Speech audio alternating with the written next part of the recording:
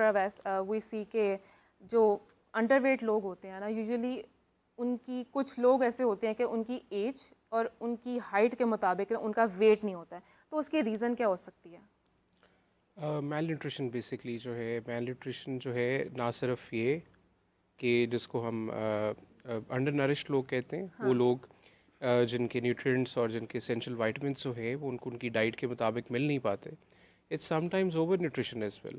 वो लोग जो इनको एक्सेसिवली कंज्यूम करके डिसऑर्डर्स लाइक ओबेसिटी जो है उसके अंदर चले जाते हैं।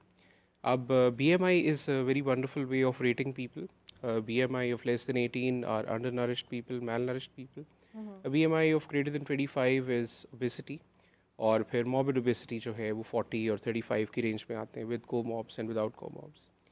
तो बेसिकली जो ये डिसऑर्डर है जिसमें कहीं ना कहीं हमारा जो डाइजेस्टिव ट्रैक्ट है या हाजमे का निज़ाम है वो बहुत सारी चीज़ों को हज़म नहीं कर पाता, और वो जो न्यूट्रिशनल और मिनरल डेफिशिएंसीज़ हैं वो मैनिफेस्ट करती हैं हमारी बॉडी पे इन टर्म्स ऑफ वीकनेस जो है हमारी एज में, in terms of decreased bone density, decreased bone strength, weakness in terms of decreased height एक स्पेसिफिक एज पीरियड में, और weakness in terms of not being able to exhibit a proper immune function, कि हमारी immunity जो है वो उसमें कभी कभी डिस्टर्ब होती है, जो हमारा एक डिफेंस मैकेनिज्म है अगेंस्ट वेरियस डिजीज़ जो है वो जो है वो काफ़ी हद तक डिस्टर्ब होता है। लेकिन डॉक्टर अवैस, कुछ बच्चे तो नेचुरली बचपन से ही वीक होते हैं, लेकिन कुछ बच्चे ग़िज़ा की कमी की वजह से भी इस तरह से हो जाते हैं, तो उसकी क्या रीज़न हो सकती है कि कुछ नेचुरली इस तरह से वीक हैं, ग्रो ही इस तरह से करते हैं?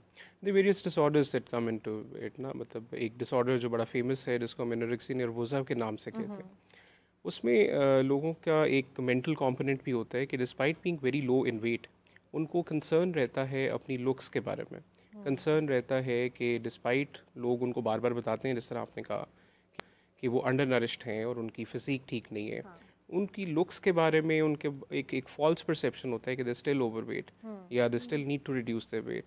उस परसेप्शन की वजह से वो प्रॉपर खाना नहीं खा पाते। एक तो है हज़म ना कर पाना खाने को, डायरिया और उस तरह से मैनिफेस्ट करते हैं लोगों को पीडल एडीमा होता है, पेरिऑर्बिटल एडीमा होता है, और वो जो खा भी रहे होते हैं वो डाइजेस्ट नहीं करते। एक होता है इंटेंशनली ना खाना बिकॉज ऑफ द लुक्स और because of fear of gaining weight. एक अंडर वेट बंदा जब इस चीज़ से डरने लग जाए कि उसका वेट बढ़ जाएगा और वो खा ना पाए, इस डिसऑर्डर को हम एनोरेक्सिया नर्वोसा कहते हैं। इसमें फिर लोग बहुत सारे अजीबोगरीब बिहेवियर्स जो हैं वो एग्जिबिट करते हैं। कभी कभी लोग बीमारियों के साथ आते हैं, फॉर इंस्टेंस सीलिक डिजीज़ वाले लोग जो हैं वो हमारे पास आते हैं जिनको ग्लूटेन सेंसिटिविटी है, और वो इंटेंशनली ग्लूटेन वाली डाइट्स यूज़ करना शुरू कर देते हैं ताकि वो वेट लूज़ कर दें। फिर डायबिटिक पेशेंट्स जो कि इंसुलिन के ऊपर हैं, कभी कभी उनमें एबनॉर्मल बिहेवियर्स ये होते हैं कि वो इंसुलिन जान के स्किप कर जाते हैं कि वो अपना वेट लूज़ कर देंगे इसके साथ। तो when already they are deficient in minerals and vitamins और उसके ऊपर वो वेट लूज़ करना शुरू कर दें, तो दिस इज़ अ डिसऑर्डर जिसको हम एनोरेक्सिया नर्वोसा कहते हैं। फिर देयर इज़ अनदर डिसऑर्डर जिसको हम बुलिमिया नर्वोसा कहते हैं। ये वो लोग हैं जो ठीक खा पी रहे होते हैं and they are good in weight, लेकिन इनके पर्जिंग बिहेवियर्स हैं, और वो बिहेवियर्स इनके बाद फिर ये अपना वेट जो है वो because of the use of some drugs जो है वो अपना काम करने की कोशिश करते हैं। पेशाब आवर दवाइयाँ, डायूरेटिक्स ये लोग यूज़ करना शुरू कर देते हैं जिसकी वजह से इनके इलेक्ट्रोलाइट इम्बैलेंस होना शुरू हो जाते हैं, या लेक्सेटिव्स यूज़ करना शुरू कर देते हैं, ऐसे ड्रग्स जो कि आमतौर पे कॉन्स्टिपेशन को ट्रीट करने के लिए हम देते हैं। तो वो इंटेंशनली अपने आप को डायरिया जो है वो इंड्यूस कराते हैं फॉर लूजिंग वेट। तो apart from the nutritional deficiencies that we have spoken about, sometimes it's the mental disorders as well that come into play, और इसकी वजह से जो है वो ग्रोथ और वो जो बाकी वो भी ज़्यादा इफ़ेक्ट करती हैं। डॉक्टर ज़ारा, जैसे कि अभी डॉक्टर अवैस ने बात की कि कुछ लोग नेचुरली होते हैं लेकिन कुछ लोग ग़िज़ा की कमी की वजह से भी हो जाते हैं। तो जो वो बच्चे जो नेचुरली इस तरह से हैं या ग़िज़ा की कमी की वजह से वो ग्रो नहीं कर पा रहे हैं, उनकी हेल्थ बहुत ज़्यादा इफेक्ट कर रही है, तो कौन सी ऐसी डाइट है जो बच्चों को डेली फॉलो करनी चाहिए जिसकी वजह से उनकी हेल्थ बेहतर हो सके? बिल्कुल ऐसा ही है कि लाइक अगर आप अंडर, वो आपकी स्टार्ट से ही होती है, लाइक अगर आप फीमेल हैं, आप 18 ईयर्स की हैं, तो उसके मतलब होता है आपके बचपन से क्या लाइफस्टाइल आपका चल रहा है, उस पर बहुत डिपेंडेंट होती है चीज़। आप बचपन में क्या खा रहे थे, आपकी वो सारी एडोलेसेंस में आने तक आपकी डाइटरी पैटर्न्स क्या थे, वो उस पर बहुत ज़्यादा इफेक्ट कर रहे होते हैं। तो हमें बचपन से ही बच्चों को, जब हम वीनिंग स्टार्ट करते हैं या मदर फीड से हट के जब बच्चे 6 मंथ्स के बाद वीनिंग स्टार्ट करते हैं, तो हमें तब से ही बच्चों में हर चीज़ की उनको आदत डालनी चाहिए, उनको सब फूड ग्रुप्स इंट्रोड्यूस करवाने चाहिए उनकी डाइट में, उनको फ्रूट्स एंड वेजिटेबल्स आप उनको प्यूरी बना के दे सकते हैं, उनको स्मूदीज मिल्क के साथ या फिर आप उनको मदर फीड के साथ भी। लेकिन कुछ बच्चे मदर फीड के बाद दूध पीना ऑलरेडी छोड़ देते हैं। बिल्कुल ऐसा होता है। तो फिर वो कैसे, उनको भी हम ऐसा कर सकते हैं, लेकिन अगर मदर फीड बच्चा 6 मंथ्स के बाद छोड़ रहा है तो हम मदर का मिल्क के साथ ही हम स्मूदीज़ बना सकते हैं फ्रूट्स के साथ मिक्स करके, ठीक है।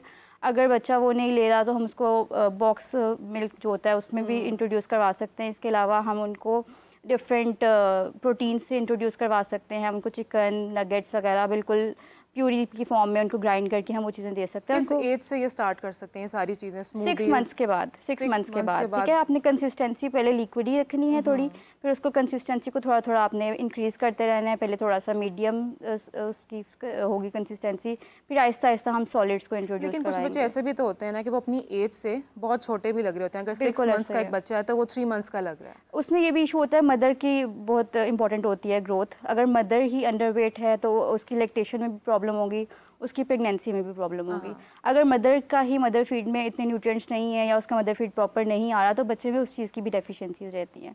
तो बच्चे की ग्रोथ बेसिकली मदर फीड से ही स्टार्ट होनी चाहिए, ठीक है। और अगर मदर की ही न्यूट्रिशन अच्छी नहीं है तो बच्चे की प्रेगनेंसी के दौरान। अच्छा doctor Zara, I want you here कि आप जैसे आपने एज के अकॉर्डिंगली बात की, 6 मंथ्स का बच्चा है तो उसके लिए क्या क्या डाइट होनी चाहिए, तो मैं चाहूँगी कि आप कोई स्पेसिफिक एज के अकॉर्डिंगली, जैसे आपने बताया कि 6 मंथ्स के बाद ये हम स्टार्ट कर सकते हैं चीज़ें, तो आप डाइट वाइज बताएं कि एज वाइज भी बताएं कि बच्चों को किस तरह से जो माएँ हैं वो इस तरह से फीड करें कि उनकी हेल्थ जो है वो बचपन से ही एक अच्छी तरह से ग्रो करें। बच्चों के हवाले से पूछ रही हैं या मदर? बच्चों के हवाले से। बच्चों में यही है कि आप अगर बच्चा पसंद नहीं कर रहा कोई चीज़, आपने मतलब बच्चों के ना टेस्ट बर्ड्स इतना से डेवलप नहीं होते।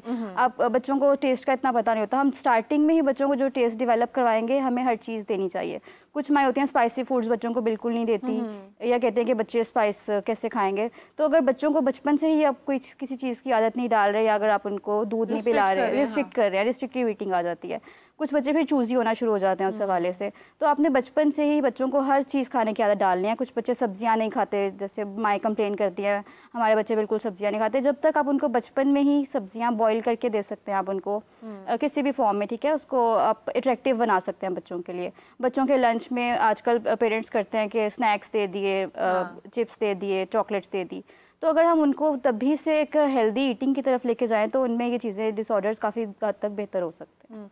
अच्छा, ये भी हम कहते हैं कि चावल बच्चों को देने चाहिए। चावलों में फैट्स होते हैं, आप बच्चा जल्दी मोटा होगा। चावल बेसिकली कार्बोहाइड्रेट्स होते हैं। चावल और आलू दोनों कार्बोहाइड्रेट्स हैं, ठीक है। हमें कार्बोहाइड्रेट्स देने हैं, मॉडरेशन में देने हैं, लेकिन हमने उसके साथ प्रोटीन्स भी ऐड करने हैं, फैट्स भी ऐड करने हैं। हमें तीनों चीज़ों को लेके चलना है, ठीक है।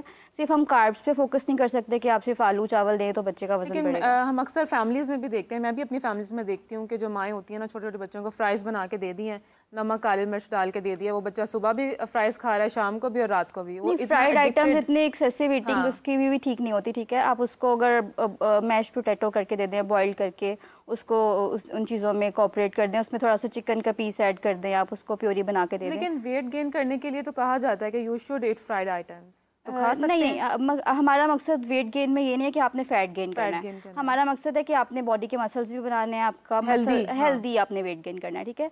अगर आप फैट गेन करेंगे, आपने मतलब अगर डाइट लेनी भी है तो आप एक्सेसिव एम्प्टी कैलोरीज ना लें।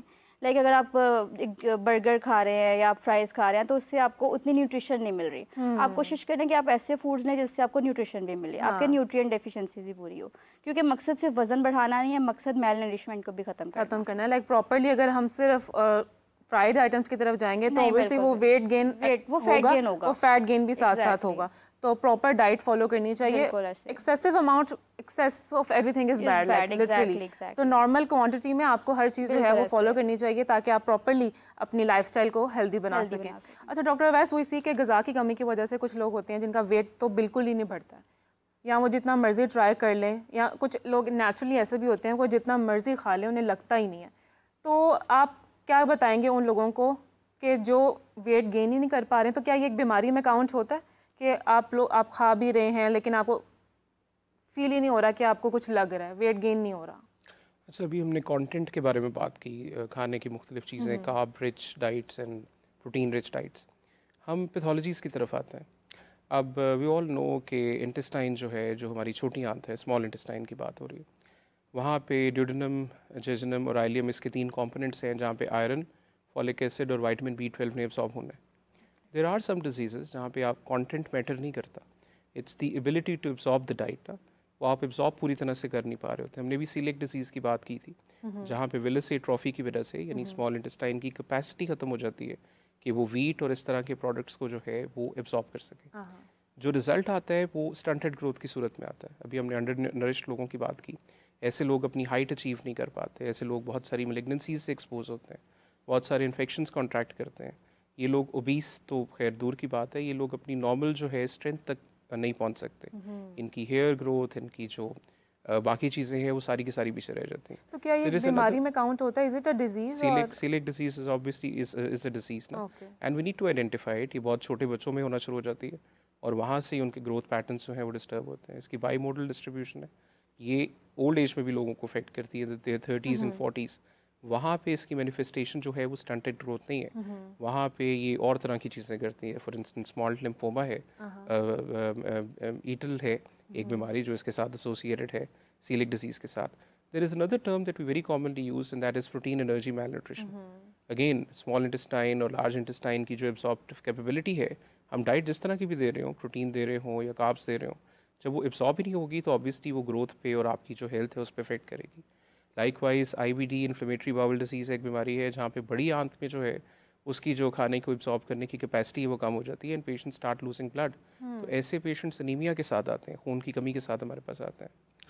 अब जो दूसरी बात थी ओबेसिटी वाली कि खाना खाने के बाद जो है, उसमें एक बड़ा इंपॉर्टेंट फैक्टर है हमारा बेसल एनर्जी एक्सपेंडिचर, और उसमें हमारा लाइफस्टाइल बहुत काउंट करता है।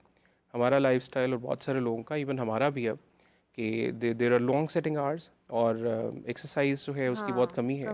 फिर जो डाइट हम कंज्यूम करते हैं उसमें जो फास्ट फूड है और जंक फूड है, उसके अलावा जो स्लीपिंग आवर्स हैं वो बहुत ज़्यादा इंपॉर्टेंट है। मेरे पास जो भी पेशेंट ओबेसिटी के साथ आता है, the first question that I ask him is कि आपके स्लीपिंग आवर्स कितने हैं। और एक नॉर्मल रूटीन में लोग मुझे यही बताते हैं कि 2 से 3 बजे सोते हैं और सुबह 7-8 बजे उठ के जाना होता है। तो ये जो आपका कम सोना है, that is counted as stress. जब स्ट्रेस हार्मोन्स आपके बढ़ते हैं तो उनका बहुत बुरा इम्पैक्ट आता है आपकी हेल्थ के ऊपर। और हेल्थ जो है वो in terms of obesity, in terms of malnutrition, मतलब सिर्फ वो लोग मैल नरिश्ड नहीं है जो अंडरवेट हैं, वो लोग जो ओवरवेट है जिनका BMI 40 से ज़्यादा है and they are unable to move, sometimes they bed bound, वो भी वैसे लोग हैं जो मैल नरिश्ड हैं, जिनकी अपनी जो है इम्यूनिटी जो है वो बहुत कम है। तो they are the people we need to address, जिनको इनकरेज करना चाहिए कि वो अपना बेसल एनर्जी एक्सपेंडिचर जो है वो अपना बढ़ाएं। The amount of calories they consume, अगर उनमें से हाफ या 3/4 वो एनर्जी की फॉर्म में एक्सपेंड नहीं करते तो ultimately they start piling up ना। तो जब वो पाइल अप करते जाएंगे तो फिर उनका वेट जो है वो गेन होता जाएगा। और फिर जब doctor was as a gastroenterologist what would you suggest कि वो लोग जिनका मेटाबॉलिज्म बहुत अच्छा है लेकिन वो फिर भी वेट गेन नहीं कर पा रहे हैं, तो उनको क्या सजेस्ट करेंगे?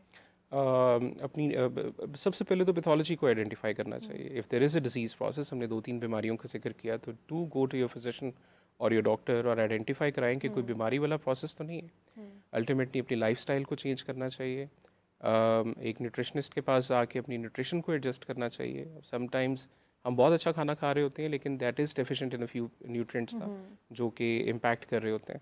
और फिर बात वही है कि whatever you eat needs to be digested, and digestion का मतलब ये नहीं है कि अगर हमें डायरिया नहीं है और अगर हमें वॉमिटिंग नहीं आ रही तो हम सब कुछ डाइजेस्ट कर रहे हैं। हमें खुद पता होता है अंदर से, if we feeling weak, if we feeling lethargic, और हमारा क्वालिटी ऑफ लाइफ पिछले कुछ अरसे से इतना अच्छा नहीं रह रहा। Sometimes you know a very good sleep जो है वो डिफाइन कर देती है कि सब कुछ ठीक है, and sometimes when we wake up in the morning तो एक सुस्ती, एक लेथार्जी सी रहती है, which you know just shows कि there is something wrong. You continuously feel dizzy और हेडेक रहता है आपको, आप बड़ा लो फील करते हैं, BP लो फील होता है, तो ये इज इट नॉर्मल? नहीं, देखिए BP लो फील होना इज़ अ सब्जेक्टिव फीलिंग ना। बहुत सारे लोग आके कहते हैं जब हम ब्लड प्रेशर चेक करते हैं तो ठीक है, it's basically weakness and lethargy. Sometimes early morning headaches हैं या सुबह उठ के भी इतना फ्रेश नहीं उठते। तो ये बहुत सारे लोग जो है वो नैश से सफ़र कर रहे होते हैं, नॉन अल्कोहलिक स्टीएटोहेपेटाइटिस। ये रात के वक्त एक्सेसिव फटीग इनको होती है, क्वालिटी ऑफ लाइफ इतनी अच्छी नहीं होती, क्वालिटी ऑफ स्लीप इतनी अच्छी नहीं होती, वो डीप स्लीप वाले पैटर्न में जाते ही नहीं है।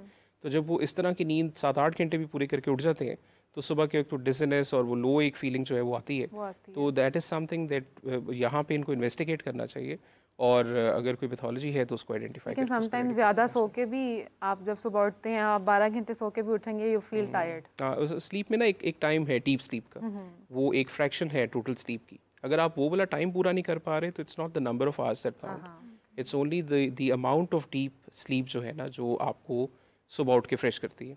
और अगर आप सारे न्यूट्रिएंट्स और अगर आप सारे जो वाइटामिन से एब्जॉर्ब कर रहे हैं and if you very healthy तो बहुत कम होता है कि लोग जो है ना वो अपनी स्लीप ना पूरी कर पाए। नैश की हमने बात की, इट्स अ डिसऑर्डर जहाँ पे लोग ओबीस होते चले जाते हैं, जहाँ पे उनकी लिपिड प्रोफाइल डिरेंज होती चली जाती है और वो अपने खाने की बहुत सारी फ्रैक्शन जो है प्रोटीन्स की और कार्ब्स की और फैट्स की जो है वो अपने स्टूल में लूज़ कर जाते हैं। तो वो जो पाइल अप करते हैं अपनी बॉडी के ऊपर वो फैट्स के अलावा और कुछ नहीं होता। तो when we look at them they very healthy, they very good, लेकिन अगर आप उनको कुछ एक्सर्ट करने के लिए कह दें तो एक्सर्शन पे पता लग जाता है कि इनकी अपनी जो मसल मास है या जो बाकी चीज़ें हैं वो they not up to the mark.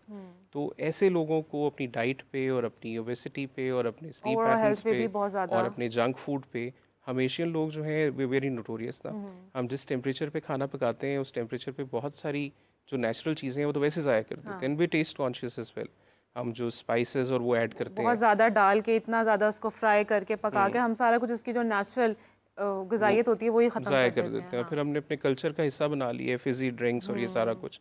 Whenever you go to a restaurant all that, तो वो खाने के साथ फिज़ी ड्रिंक्स पी के वो ऐसा अज्यूम किया जाता है कि शायद हम उसको हज़म कर पा रहे हैं, हालांकि वो कार्बोनेटेड ड्रिंक्स है और जो कार्बन डाइऑक्साइड हम रिलीज़ करते हैं उसके साथ वो जो एक फीलिंग आती है उसको हम खाने के हज़म करने से तशबीह देते हैं। और वो एक आदत सी बन जाती है कि भाई नहीं खाने के बाद कोक या मतलब कोई ड्रिंक चाहिए, फिज़ी ड्रिंक,